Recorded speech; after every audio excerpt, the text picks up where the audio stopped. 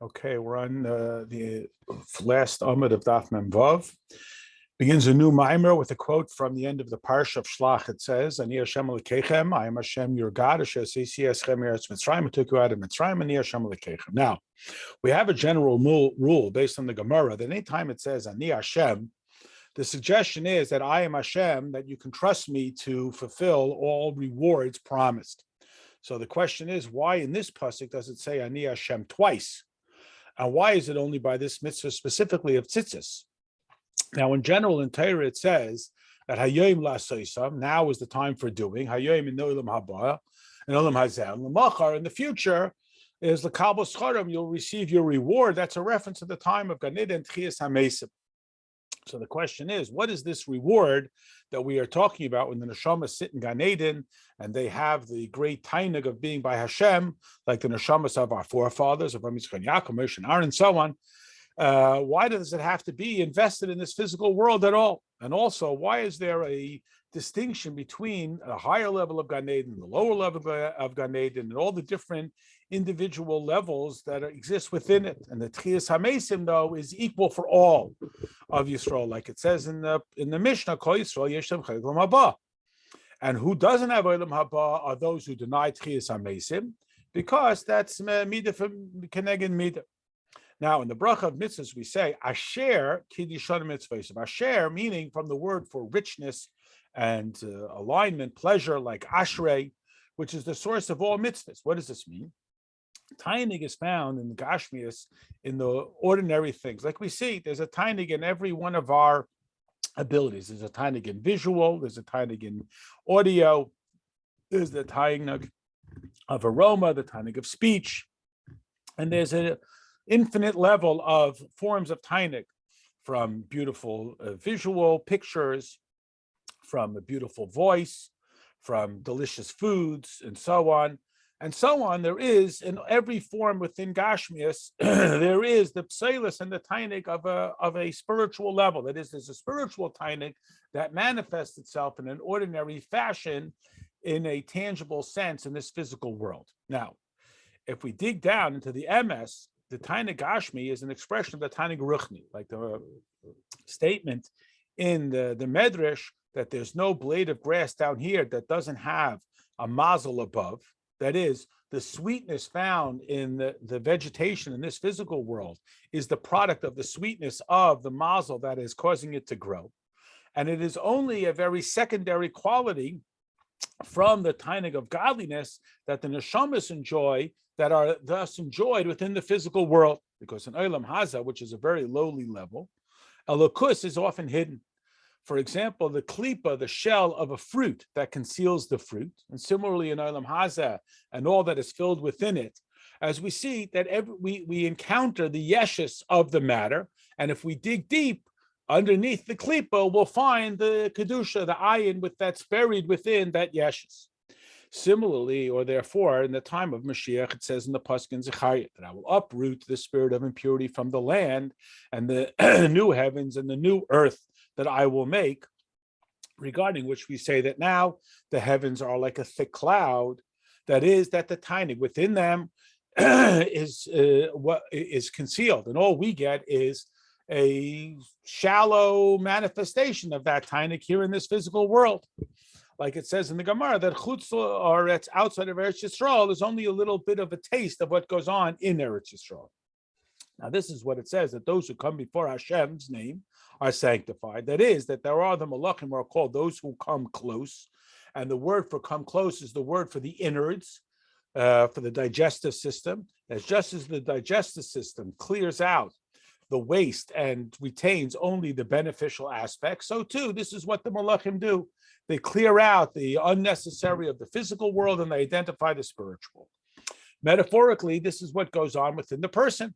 Just like when a person ingests food, his innards go to work to isolate and identify the nourishment and to discard the waste, so too there are the malachim that they identify the divine characteristic and they discard the waste through the hishtalshalis. And that's what manifests itself down here in what is only the, quote, waste of the spiritual that results in the gold and the silver of this world. And this is what it means when it says, Yar Shem Panav Elecha, that we ask that Hashem should shine from the panim, from the pneumius. We shouldn't just get the sort of sloppy seconds, we should get the essential divinity that Hashem sends to us directly. And this is what it says in the Gemara regarding the episode when Rabbi Akiva and his compatriots saw the destruction of the Beis Hamikdash, and that the Romans were sitting there in a state of luxury, that there were others were crying, and Rabbi Akiva was laughing. And he said, look, if these people who violate God's will have such pleasure, imagine us who fulfill God's will. For that is that we work sort of backwards. We see the remnant and we imagine what the essence truly is, that Hashem's greatness is unfathomable literally, that what we see is only the pseilis, so the tangible, appreciable characteristics represent only a shallow manifestation of this godliness.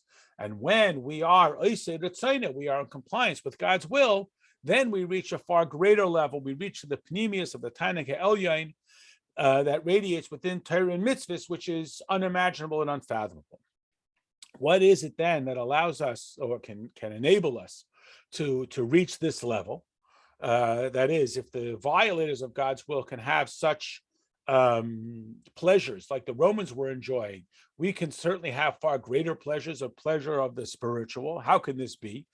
This is what Shlomo HaMelech says in Mishlei, that the spider grasps with her hands when she's in a king's palace. That is, like the darkness comes into the light. What happens here when it comes down to this physical world? So we can draw out a greater light from this darkness, and this is similar to what it says in the writings of our sages, that the place where the Baal Tshuva stands, that is the place that is the opposite of holiness. That's even the tzaddikim gemurim can't stand. That is, that there is this sense of darkness that evokes this great cry, that since the Baal Tshuva has been distant from Hashem, this is what evokes this great cry. And this is what the pasuk means when it says, my soul longs for you at night. That this physical world, which is comparable to night, which is darkness, this is what gives us the opportunity to have a greater light that should be called out in an overwhelming form of love. And this is also what's explained in other places, that there are two types of pleasure before the king. One is from mitzvah fulfillment, and the other is that when you see his son who's distant, and the king hasn't seen him for so long, and now the king is reunited with the son, this evokes a great joy and pleasure. So too is comparable to the idea of tshuva, and the same idea of how the divine pleasures are brought down here into this physical world through the process of the shviras hakelim, that this great level of pleasure and ta'anug is brought down here into this physical world and embedded within the ordinary physical pleasures in order for them to be uplifted afterwards. And this same thing goes on in the spiritual world, that the oifanim cry out with great excitement, and they are paralleled by the srafim, these different stages of angels. Why is it that they cry out? They cry out because godliness is concealed. Whereas the srafim, who are like resting in their mother's lap, which is suggestive of a great revelation of divine light that is revealed in this physical world, the standing place of the srafim, they stand without this excitement, and they declare kadosh, that they grasp how Hashem is kadosh and distinct. Like it says in the pasuk, I am Hashem, I do not change, that there is no change in the very essence of Hashem, neither before creation nor after creation, because the source of all of creation is only this mild expression, which is called the Or Ein Sof, comparable to the sunlight that doesn't change the sun at all, doesn't diminish the sun. As it's explained, that is the power of the causer in that which it is caused, down here in this physical world, which is only the consequence of what Hashem has done. However, the Oifanim and the Chayes HaKodesh, these lofty levels of angels, which are in the worlds that are below this world of being in the lap of Hashem, where there isn't this great revelation of godliness, therefore there is great clamoring. Like the idea of crying out with this great intensity that we have established in the lead up to the recitation of the Shema, and then we say the V'ahavta, that it should be, as we read it in the morning davening, with this great enthusiasm. Now, when we have this innovation that comes from down here, with this great clamoring, it draws down from above a level of shar. Shar can be read like a shin, and it can also be read as sar with a sin, depending on where you put the dot, on the right side or the left side. So we find two psukim, one in Tillim that says Zeha Shar LaHashem, and one where it says in Daniel, Sa Reshaha Ka'amar Naka. The hairs on his head are like the white wool. What does this mean? The analogy of the sar, or the hair, is that it grows out from the brain, but it's so shallow, it's such a diminished form of divine light that when you cut the hair, of course, you don't feel any discomfort, any pain. Now, Torah is called the Sairos because, like it says in Shir Hashirim, that it is as black as a raven, and the idea is that it is the piling. It's a manifestation of the wording, Taltelim, black as a raven, which is Tilim, piles of halacha, because Torah comes from Hashem's wisdom, and this is drawn down from the loftiest of levels, the source of all ta'anugim, that is called Sa'ara, the hairs, because the source of this pleasure is the עצמו itself, and it is not comparable to the way it is down here in this physical world, that a person has pleasure from something that he receives, even from the ta'anug of neshama olam haba. He receives only a small ray, a ziv ashchina, which is not the case of the Eibishter himself, that there is nothing outside of him. He's the knower, the knowledge, and so forth. And therefore, the ta'anug, that is the עצמו of ta'anug, is that it comes from the very essence. We're now in Daf Mem Zayin and Gimel. And this is called the source of all ta'anugim, because it is the source of all that brings down even to the physical ta'anugim of this world. However, this revelation of ta'anug is only manifest through the tzimtzum, that it compresses the ta'anug so it should radiate in the chachma of Torah. And this is called sidus, comparable to the idea of tzimtzum, of the cyrus, the hairs that grow from the brain. Now, this is also the idea of the ta'anug of the neshama at Gan Eden, which is also from the grasping of Torah, like we know that in the, quote, lower introductory level of Gan Eden, it is the study of the pnimis of Torah that is revealed to us, and at the higher level of Gan Eden, the Elyon, it's rozin de rozin, it's the higher level. So what we have is only like the hairs. It's just a glimmer, an insight into it. However, the mitzvos, which are even loftier, that is, that are drawn down from the very essence of ta'anug, that is higher than the revelation of the ta'anug, that is otherwise compressed into the sidus, and it's drawn out in chachma, like it says in Parshas Kisova about the, quote, curses, that they come because we did not celebrate miroiv kol, from the overwhelming good, that is, from a level that is higher than the pleasures of godliness, which is the Gan Eden Ha'elyon, which is the tzimtzum, that Hashem creates this world only with the yud, the smallest of letters. So what we get down here, as lofty as it is only a mild insight into what is truly going on. That's in the Torah level, but in the mitzvah level, we get mamash, the essence of Hashem, regarding which it says his garments are as white as snow, that the mitzvahs are these garments. What does this mean? That just like a garment that conceals the person who is enclosed within it, so too the origin of the mitzvah is the source of all the true ta'anug, alignment. That word pleasure is too shallow. It is the idea that it is hidden. It's not revealed to us in a comparable manner, but it is drawn down through the mitzvos maisos, because the 613 mitzvahs of Torah combined with the 7 mitzvahs of Rabbanan gives you 620, which is the 620 pillars of light. Al derech mashal, like a pillar that attaches the floor to the ceiling because the top is rooted in the bottom. So therefore, through the fulfillment of mitzvahs, we draw down from the very essence of our alignment, that's the word ta'anug, that which cannot be revealed through the intellect. And this is the idea that is represented in the karbonos, that the bringing of a physical animal atones for a sin. Like it says in Tillim, a person and an animal are redeemed by Hashem. They bring the karbonos before Hashem. Why? Because it is an actual part of Hashem. And when we injure our relationship with Hashem, we injure Hashem himself and Havaya, that is the creator, the Mahava. And through this sin that he draws down, this chayas that aligns him in a place that is not fitting, and the atonement is through the level of coming to lifnei Havaya, the Yud Gimel Midas HaRachamim, where Hashem can even tolerate sin. And this cannot be drawn down except through bringing the animal, that is through the Gashmias, because that which is lowest is tied to that which is highest.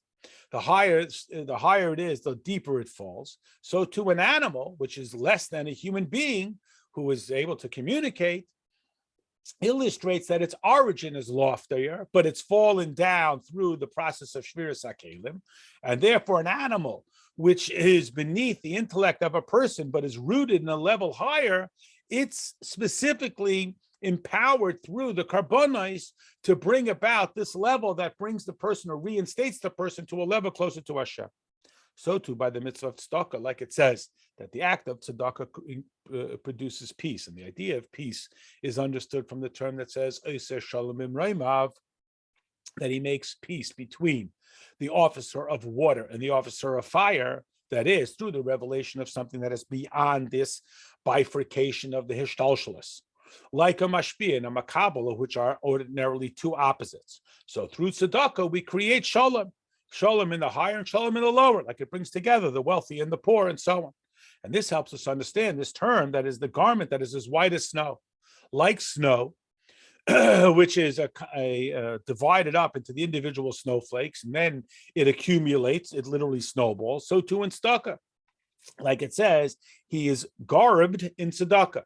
And the analogy being that just like a garment is a combination of individual pieces, so too the tzedakah combines, called prutu mitzdarefes, it combines to a great totality, that from many together it becomes something large. Now the mitzvah of tzitzis is paralleling all of mitzvahs. Like we know that the word tzitzis is the gematria of 600 plus the 8 strings and the 5 knots is 613. Why? Because the idea of the tzitzis is these two ideas. It is both the garment and it is the hairs of the head, because the talus itself is the cape of the king. It's the idea of the garment, like it says in the Gemara, that Hashem is enclosed within it like a talus, like a shliach tzibur wears. And this is what it says in explanation of that in the Marsha, who explains this Agadah. It says in the Sefer Yoshna of Chachma that is passed on, I have found that when it says that Hashem is enwrapped in this garment, this white talus, that is, he's enwrapped in the creation of the world, regarding which it says he is enwrapped like a light of a garment, that it radiates from the end of the world to the other end, end quote. The tzitzis are like the hairs, because the 32 strings are like the 32 pathways of Chachma. And the explanation being that it's comparable to a pathway through which we traverse from place to place, so to above. There are all of these numerous pathways through which we express this tainig of Chachma, and these are the sidus elyonos. These are these hairs that we explained are the comparison of the level of the hairs of the head. We're now in Daf Mem Zayin and Gimel. Now it says regarding tzitzis, so leman tizkar, you should remember them and do them. This means that it should be a manner of the masculine, that is the giver. Remember, we made the analogy of remembering in the masculine, because without this, the Jewish people who are makabel, that they long to be close to their husband, and through this they become the benefactor, the mashpia. That is, that they draw down the Orein Seif in Torah. Like it says in the Pasuk, Torah Tzivalana Moshe Meirasha, do not just read it as Meirasha, an inheritance, Elam Ursa, but it's like an engagement, that the Torah is called the bride. And one who was engaged in the Torah is called a master of Torah, like it says in the Zahir Mardia Raisa. Then this is comparable to what it says, that it is a wellspring of Chachma in the Zahir, that David HaMelech attached the Torah from above with Hashem, that he drew down this presence of the Orein Seif into Chachma, and this is what it means that we engage in Torah lishma. What does lishma mean? In the sake of the Torah itself.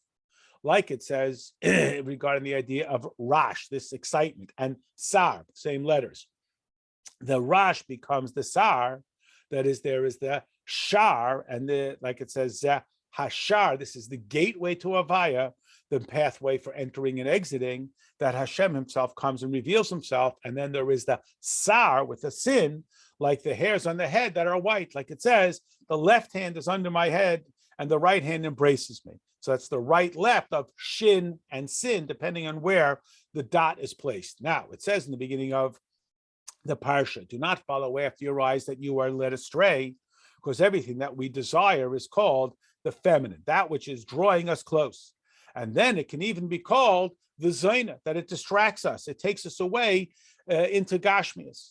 And at that time, we cannot receive directly from ruchnias. And certainly that we cannot receive from the masculine, which is not the case with Velosa Suru. If we do not go astray, then Tiskuru Vasisa will remember we will do them. Now we understand what it says, I am Hashem, your God. Regarding this phrase, ani, which is the same letters as the word for ayin, nothingness, this is comparable to what it says. That Moshe dispatched the spies to determine, is there trees? Ayin. So again, it means here, literally, were there trees or not? But now we explain it to mean, where's there eitz? Eitz is from the term for eitza, ideas, which is the level of chachma, which is called eitza, because eitza is the wisdom and understanding of something. And it says, Moshe is asking them when they go into the land, you should see, is there eitza, is there chachma, or is there ayin? Is there a level that is even higher, that is the source of chachma? Like we know that chachma comes from ayin, a level even beyond that. Now, Havaya is the level of ashtalshlus, yud, simsim, hey, ispashtus, and so on, the shapes of the letters suggesting the process of how we go from the most concentrated to the most expressed, that is through the tzimtzumim. And nevertheless, we say, ani Havaya, that the level of ani is the quality of Havaya, because Tzimtzum and Hester are still going to be comparable. They are contoured to those who dwell down here. But by Hashem, it's all one, and there is no separation. This is what it means when it says, who took you out of the land of Egypt. Because this world is called Mitzrayim because of the limitations and the parameters, the Mitzrayim Ugvulim. Even though we say it's a 500-year journey from earth to the sky, but it's still limited at 500. And when we go out of all limitations, that is when we have this clamoring, we draw down and we make God our own personal God, Elohim, the level of Tzimtzum, which draws down this tainig of the level that is otherwise considered only like the hairs, this very minor glimpse.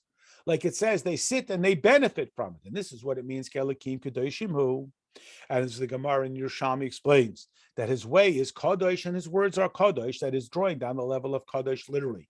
But it's drawn down again through the hairs, through the Tzimtzum, because Kadosh with the Vav is the level of drawing down Kodesh in regards to the hairs, the level of Vav, the level of Kadosh, yeah, again, sometimes it's spelled without a Vav, sometimes with a Vav.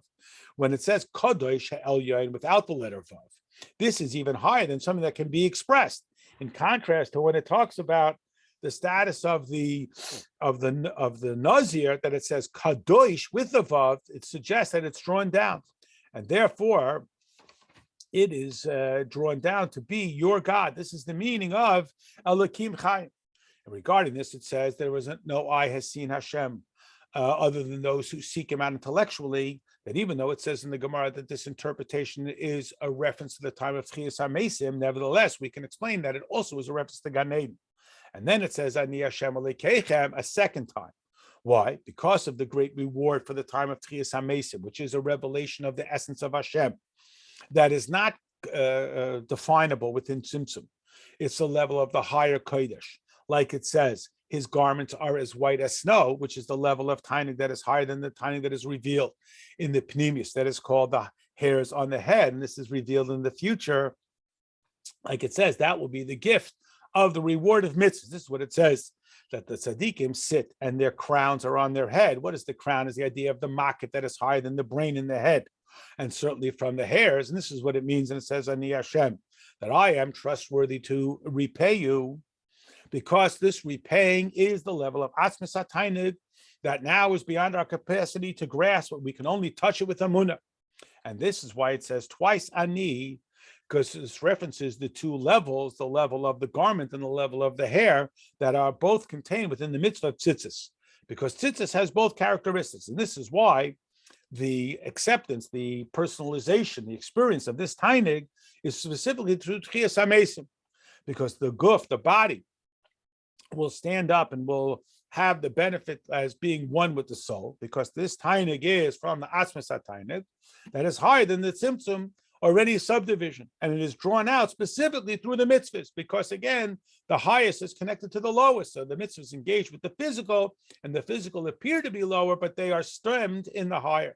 And that's why the ultimate revelation will be dafka in a guf dafka, which is not the case of the Tannig in Gan Eden, which is a hasagas of Panemius, which is to the neshamas without the gufim.